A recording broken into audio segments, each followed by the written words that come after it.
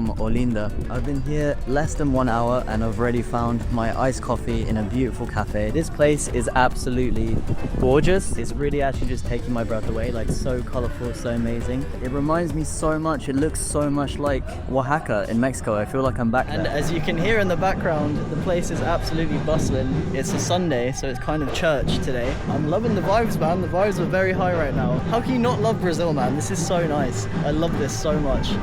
One thing you need to know about Olinda is it's home to one of the best and most famous carnivals in Brazil. Even though Carnival was a few months away, Olinda starts celebrating very early to get people in the mood. I arrived on a Sunday expecting a very quiet, sleepy town, but clearly Olinda had different plans for me. What the hell is going on in Olinda today? So it started here, following the sound of the drums. You want to know what it's like to live in Brazil?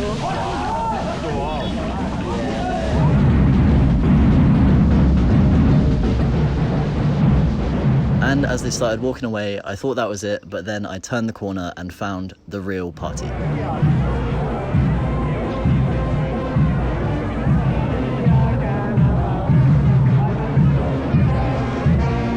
So everybody gathers here at the start of the march and then we start walking through the streets together. And it just gets progressively more and more wild until we reach this point.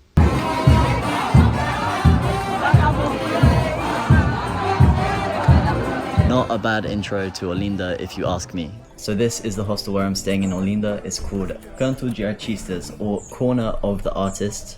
And looking around the place you can really see why, because it's covered in local artworks and musical instruments and everything you can imagine, loads of colors everywhere. It's really amazing to be here. One of the coolest things here is this gigantic mango tree which completely covers the whole hostel. You can see some mangoes up here hanging from the tree, and you can see here that they collect in this little net that they've put up. So the perk to that is that we've always got fresh mangoes. If you ever need a snack, you just head into the fridge and there will always be a basket of mangoes waiting for you, and they're super delicious and just always perfectly ripe. The downside is I'm sleeping right here and these mangoes fall from the tree and they hit the metal roof and it makes the loudest noise. Honestly, they're falling every like 2 minutes, and every single time without fail it scares the shit out of me. Anyway, I've spent the morning and early afternoon working today, and I think it's time to go find some lunch in town. One of the things I love about Brazil, one of the many things I love about Brazil, is that they take lunch seriously. Almoço, or lunch, is a big part of the Brazilian culture. More often than not, people will have a big meal for lunch and a small meal in the evening. And because lunch is such an important meal for Brazilians, you find these places like where I'm going right now, which are basically self-service places, and they're affordable for everyone. If you go there between 12 and 2 p.m, you'll see it filled with locals. Yeah, the price ranges anywhere between 10 and 20 reais. The place that I'm going is 20 reais, so it's towards the higher end of the spectrum. I think it's amazing that anyone and everyone can go out for lunch, and that's just a part of the Brazilian culture. So let's go get some food. I found the spot, classic Brazilian self-service spot, 20 reais all in, and today we've gone for chicken from the oven, salad, farofa, beans, rice, the classic, and all of this for 20 reais with a nice little view sitting outside. So overall, a very chill week discovering the beautiful town of Olinda. I really love the vibe here, the cobblestone streets, colourful buildings. The whole town is just oozing in creativity, from my hostel itself to midweek art galleries with free champagne, peeking into random windows on the street and seeing people practicing their craft. Incredible sunsets and the distant city high-rises. There's something just so poetic about this entire place. But once again, the weekend snuck up on me and it was time to head to the big city, only 15 minutes away. Even though I'm leaving Olinda, there's another festival of old classic cars just starting to happen. And the city is alive. Good morning from my hostel balcony here in Recife. This hostel is actually pretty cool. It's got a very nice vibe to it, but unfortunately I'm only in Recife for a very short stopover, and today is my only full day here. So to make the most of it, I've got my tiny bag packed for the day, and I'm gonna go explore the city and just walk as far as I possibly can and see as much as I possibly can in the few hours that I'm here.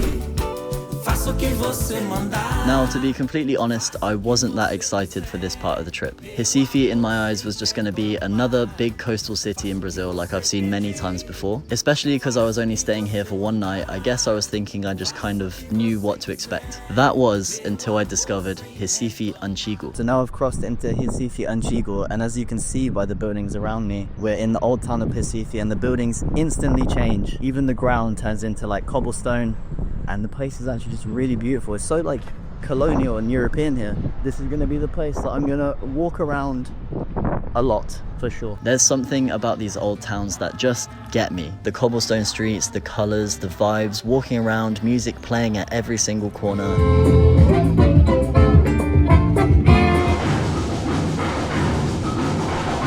In the end, Recife really won me over, and I really just enjoyed spending my day walking around.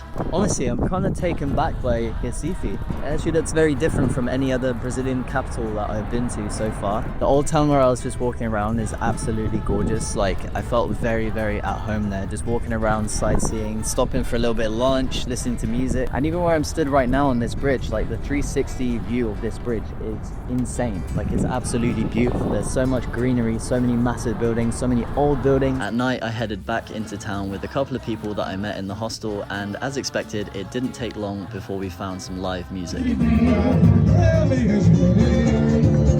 it was so nice to see the beach so busy at night. An early night for me because the next day I was off to the airport. Pernambuco has quickly become one of my favorite states that I've been to in Brazil so far. It's just so full of passion, so creative, so full of art, and I really feel like I've just been surrounded by music being here. So you might notice that I'm in an airport right now, and that is because I'm flying to a destination that I am really excited for. This place is one of the most expensive places in Brazil and South America entirely, and continuously considered one of the most beautiful places in the entire world, home to the most beautiful beach in the world officially. Today I am flying to the island of Fernando de Noronha.